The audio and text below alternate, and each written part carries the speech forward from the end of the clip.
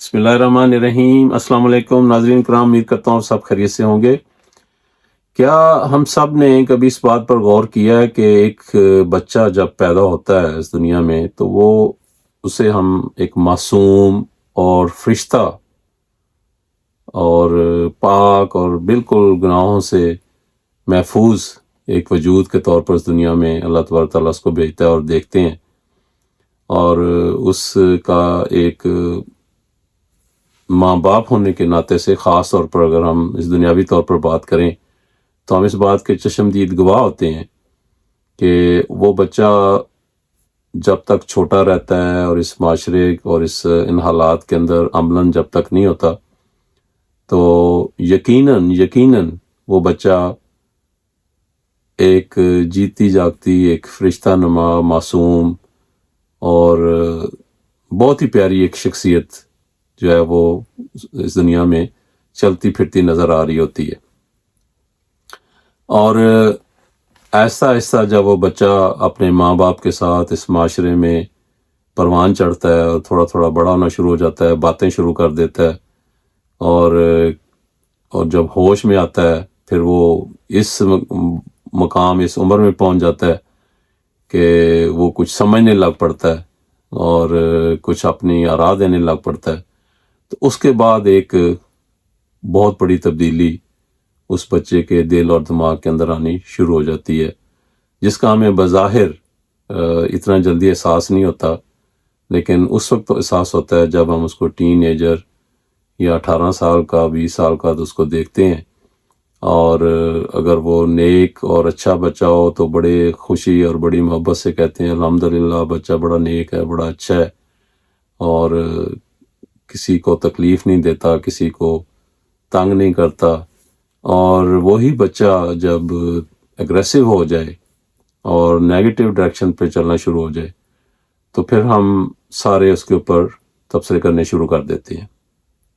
حالانکہ سارے بچے فطرتاً نیک معصوم پاک اور فرشتے کے طور پر ہی اس دنیا میں آتے ہیں، اور کافی عرصہ تک وہ اسی کیفیت میں اسی حالت میں رہتے ہیں۔ لیکن اس سارے عمل میں جو غور طلب بات ہے وہ یہ ہے کہ وہ بچہ جب اس ماحول کے اندر، اس معاشرے کے اندر، اپنے گھروں کے اندر، محلوں میں، باہر، جب اس کو وہ چیزیں ملنا شروع ہو جاتی ہیں جو بظاہر جن سے ہمیں اللہ تبارک تعالیٰ نے منع فرمایا، جن سے ہمارے پیارے نبی حضرت محمد مصطفیٰ صلی اللہ علیہ وسلم نے ہمیں منع فرمایا، اور ایسی پیاری عملاً تعلیم ہمیں دی کہ اگر ہم اس تعلیم کو جو ہمارے پاس ایک خزانہ ہے قرآن کریم کی صورت میں، حضرت محمد مصطفیٰ صلی اللہ علیہ وسلم کی احادیث اور سنت کی صورت میں، اور دیگر خلفائے راشدین اور دیگر ایسی چیزیں ہیں، صحابہ کرام ہیں، ان سب سے اگر ہم ایک دلی لگاؤ رکھیں، ان کے عمل کو اپنی زندگیوں کے اندر ڈھالنے کی کوشش کریں، تو یقین جانیں، یقین مانیں کہ نہ صرف ہمارے بچے نیک فطرت، سعید فطرت، بلکہ اس معاشرے کا جو حسن ہے وہ ایسا نمایاں ہو، ایسا پیارا بنے کہ ہمیں یہ دیکھ کر خوشی ہو کہ یہ دنیا ہی جنت کا گہوارہ بن چکی ہے۔ لیکن افسوس سے کہنا پڑتا ہے کہ ہم ماں باپ خاص طور پر، اور ہم جو کیری آن کرتے ہیں اپنے آباء و اجداد سے لے کر آگے تک، اور پھر آگے اپنے بچوں کو جو چیزیں دیتے ہیں، ایسی بہت ساری بشری انسانی کمزوری ہیں جو ہم اپنے بچوں کے ذہنوں میں خود ڈالتے ہیں، اور کچھ وہ باہر سے لے لیتے ہیں، یعنی کہ معاشرہ بھی اس چیز کا ذمہ دار ہے، اور ہم والدین اور ہمارا جو رہن سہن ہے یہ بھی اس چیز کا ذمہ دار ہے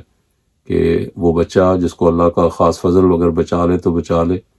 ورنہ ایک ایسا وائرس، ایک ایسے جراثیم ہے جن سے اس کا بچنا ناممکن اور بہت مشکل ہے۔ وہ جراثیم کون سے ہوتے ہیں؟ دیکھیں، میں چھوٹا، چونکہ ویڈیو لمبی ہو جاتی ہے، میں مختصر ذکر کروں گا، آپ کو ہنٹس دینا مقصد ہوتا ہے، آپ کو ایک میسج دینا مقصد ہوتا ہے، آگے آپ سب سمجھدار ہیں، مجھ سے زیادہ بہتر جانتے ہیں، تو اپنے لیے بہتر سے بہتر آپ سوچ اور جو بھی تھاٹ آپ کو آئے اس کو آپ آگے اپنے لیے چوز کر سکتے ہیں۔ لیکن ایک پہلو جو ہمارے معاشرے میں یا ان معاشروں میں بھی خاص طور پر جہاں ہم رہتے ہیں، وہ اس لحاظ سے ہے کہ جھوٹ سے احتیاط نہیں کی جاتی. جب ہم جھوٹ کے حوالے سے عملاً خود اس میں گر جاتے ہیں تو پھر آہستہ آہستہ آہستہ ہمارے بچے جو ہمیں کاپی کر رہتے ہیں وہ بھی اس میں چلے جاتے ہیں. اور اسی طرح خود غرضی کا پہلو ہے. ہم خود غرض بننا شروع ہو جاتے ہیں، ہمارے بچے خود غرض بننا شروع ہو جاتے ہیں. ہم لالچی بننا شروع ہو جاتے ہیں، ہمارے بچے لالچی بننا، کیونکہ ہم آگے وہ سپریڈ کر رہے ہوتے ہیں. ہم دوسروں کے دکھ درد تکلیف میں وہ سہارا نہیں بنتے جو ہمیں بننا چاہیے، ہمارے بچے بھی اسی طرح وہ ہو جاتے ہیں. ہم سیلفش بنتے ہیں، وہ بھی سیلفش بننا شروع ہو جاتے ہیں. آپ نے دیکھا ہوگا کہ بعض گھروں میں جہاں پہ اللہ ماشاء اللہ بہت اچھی تربیت ہوتی ہے اور وہ ماں باپ اس کا عملی نمونہ ہوتے ہیں اچھی تربیت کا، وہ بچوں میں آپ کو نمایاں فرق نظر آئے گا، لیکن وہ بہت کم نظر آتے ہیں. اب زیادہ جو معاشرہ ہے وہ بھیڑ چال وہ ایک جیسی ہے، وہ خود نمائی ہے، دنیا پرستی ہے. ہم اتنا اس دنیا کی محبت میں ڈوب چکے ہوئے ہیں، ہمارے بچے بھی اسی طرح ہی ہیں. کیا وہ اچھے فون ہوں، اچھے گھر ہوں، اچھی کاریں ہوں، ان نعمتوں کا، ان چیزوں کا ہونا یا ان کو حاصل کرنا کوئی بری چیز نہیں ہے. جو سب سے بری چیز ہے، جو میں اپنے لیے بھی سوچتا ہوں، کہ ان چیزوں کے پیچھے ہم اتنا پڑ جائیں کہ اللہ اور اللہ کے رسول کو بھول جائیں. یہ پھر چیزیں اس لحاظ سے بہت بری ہو جاتی. ہم بیلنس رکھیں، ہم اپنے آپ کو ان چیزوں سے اتنا ہی استفادہ حاصل کریں جتنی اس کی ضرورت ہے، اور اللہ کا شکر ادا کریں، اللہ کے ساتھ ایک گہرا تعلق رکھیں، اللہ والے بن جائیں، تو پھر یقین کریں کہ یہ معاشرہ واقعتاً ایک جنت کا نمونہ نظر آئے گا. ورنہ اس نیک فطرت، اس فرشتہ نما اس بچے کو ان ڈائریکشن پر لے کے آنے والے ہم بھی اللہ کے سامنے جواب دہ بن جاتے ہیں، اور بنیں گے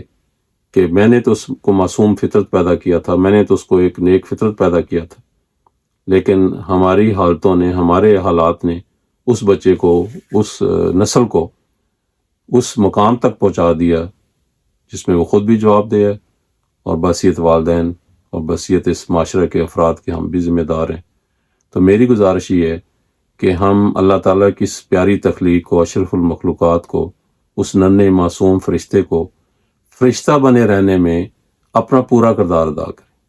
اس کے سامنے ایسی کوئی چیزیں نہ پیش کریں، اس کے سامنے کوئی ایسے عمل نمونے نہ رکھیں جس سے وہ فرشتہ کی بجائے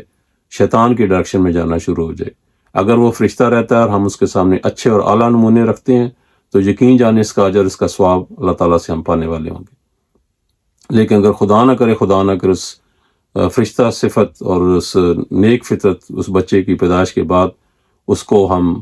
اس نہج پہ لے جائیں تو اس کے بھی ہم جواب دیں، اس کا بھی جواب ہمیں دینا پڑے گا، اس بچے کو بھی دینا پڑے گا. تو آئیں دعا بھی کرتے ہیں، کوشش بھی کرتے ہیں کہ اس اللہ تعالیٰ کی اس نعمت کو، اللہ تعالیٰ کے اس فضل کو سمجھتے ہوئے ہم اپنے آپ کو، اپنی حالتوں کو سدھارنے والے بنیں، ہماری نسلیں جو ہیں وہ بچ جائیں